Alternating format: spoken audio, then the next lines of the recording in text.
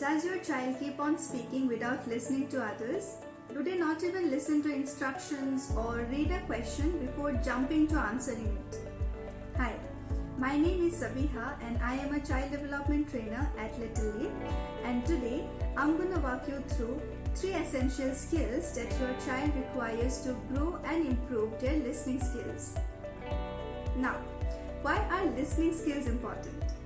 So listening skills don't simply mean hearing what a person is saying.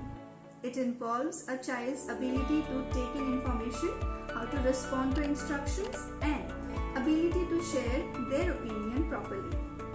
So let me tell you 3 tips by which you can help your child to improve their listening skills. Number 1.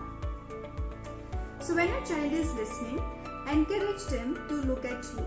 It is critical that they pay complete attention to what is being stated, and this encourages them to do so.